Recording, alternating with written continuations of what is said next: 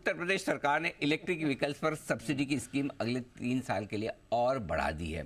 ये भी कुशल ही बताएंगे क्यों बढ़ाई है, कितनी बढ़ाई है, कैसे बढ़ाई है और इससे क्या किसको फायदा है, कुशल बताइए।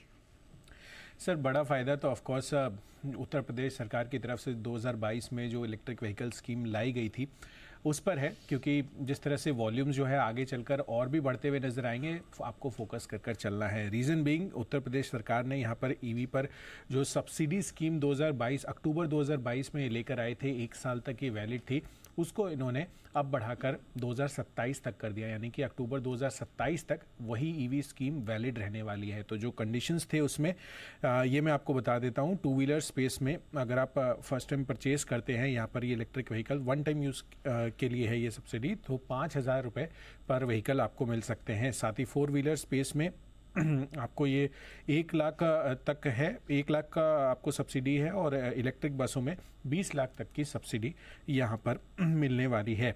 अब मौजूदा पॉलिसी में जो इलेक्ट्रिक 3 व्हीलर्स खरीद पर छूट दी गई थी वो अब आगे जो है सिर्फ 1 साल के लिए ही वैलिड थी, तो अब आगे के लिए ये वैलिड नहीं रहने वाली है। बट इम्पॉर्टेंट यहाँ पर यह है कि जो बड़े वॉल्यूम्स वाले व्हीकल्स हैं, जिसमें 2 व्हीलर्स हो गया, 4 व्हीलर्स हो गया, इलेक्ट्रिक बसेस हो गए, उस पर सरकार अब वापस से फोकस कर रही है कि यहाँ पर सब्सिडी जो है अपनी उत्तर प्रदेश की स्पेसिफिक इलेक्ट्रिक व्हीकल सब्सिडी उसको जारी रखते हैं 2027 तक। तो आगे आने वाले 3 सालों तक भी ये चीज़ कंटिन्यू रहने वाली है। तो जो वॉल्यूम्स हम पहले जब ये स्कीम लागू हुई थी उस टाइम पे जो एक्सपेक्ट कर रहे थे, हो सकता है या तो उसी लेवल पे या फिर और ज़्यादा आपको यहाँ पर जंप देखने को मिल सकता है। इस कारण से जो इलेक्ट्रिक व्हीकल बनाने वाली कंपोनेंट्स बनाने वाली कंपनियां यहाँ हैं, जिसमें सोना, BLW प्रिसिशन हो गया, या फिर जितनी भी बैटरी लिथियम आयन बैटरीज बनाने वाली कंपनियां हैं, उन पर आपको फोकस कर चलना चाहिए। तो पूरा का पूरा ईवी इकोसिस्टम जो है इस डिसीजन से आगे चलकर और बढ़ सकता है। तो ये है आपके लिए ईवीज पर बड़ा फैसला आया उत्तर प्रदेश सरकार की तरफ से। कुछ देखते हैं अगर बाकी राज्य सरकार भी ये फॉलो करते कि नहीं। इसी महीने एंड होने वाली थी, बट उसको हटा भी दें तो भी चोपड़ा साहब, हम देख रहे हैं रिसेंटली ऑटोज का मोमेंटम वापस आपको बढ़ते हुए दिखा है। ऑटो इंडेक्स में 2-3 दिनों से अच्छी रैली आ रही है, आज थोड़ी नरमी है, बट अदरवाइज रिसेंटली अच्छी एक्टिविटी आपको दिखी है। M&M वापस एक्टिव हुआ है, मारुति 13,000 के करीब आ गया है, और auto ancillaries specially tyre stocks में अच्छी तेजी आ रही है। सर, रिप्लेसमेंट डिमांड बढ़ने की बात चल रही है, जरा एक बार अपना भी व्यू शेयर करें। दीप, ये मेरा मानना है कि जब तक ऑटो सही चलता है तो इकोनॉमी ठीक चलती है। जहां पर भी आपको ऑटो में डिप दिखना शुरू हो ऑटो नंबर्स में, तो आप मान लीजिए कहीं मंदी की आहट है। तो ये एक अच्छी खबर है हम सब के लिए कि कहीं ना कहीं ऑटो नंबर्स स्टेबल हैं और गाड़ियां बिक रही हैं। अभी M&M में जो गिरावट आई थी प्राइमरली इसलिए था कि उन्होंने कुछ अपने SUV मॉडल्स पे रेट्स कम किए थे। बीच में रेट बढ़ाते भी रहते हैं, काफ़ी इनकी डिमांड भी थी, तो डिमांड स्पर करने के लिए थोड़ा सा इन्होंने ऑफर किया है। पर मुझे नहीं लगता कि एक बहुत बड़ा ये कोई इम्पैक्ट होने वाला है। टाटा ने भी किया था, M&M ने भी किया था, बट ओवरऑल अभी भी जो मैं कहूँगा भारत का टेस्ला, जो मुझे सबसे अच्छा ऑटो स्टॉक लगता है वो टाटा मोटर्स ही है। और लंबी अवधि के लिए लेना है तो किसी भी गिरावट में लीजिए।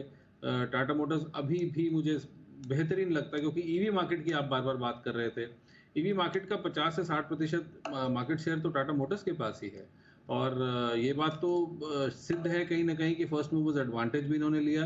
और अभी भी सबसे ज़्यादा ईवीज जो चल रही हैं वो टाटा मोटर्स की हैं, और काफ़ी तेज़ी से ये लोग नए मॉडल्स पे काम कर रहे हैं। आई एम श्योर आने वाले समय में हम देखेंगे कि नए मॉडल्स भी आएंगे। काफ़ी रिवैम्प किया है कंपनी ने। ग्लोबली भी अगर आप देखें, रेंज रोवर की सेल्स दोबारा से तेज़ होती जा रही हैं।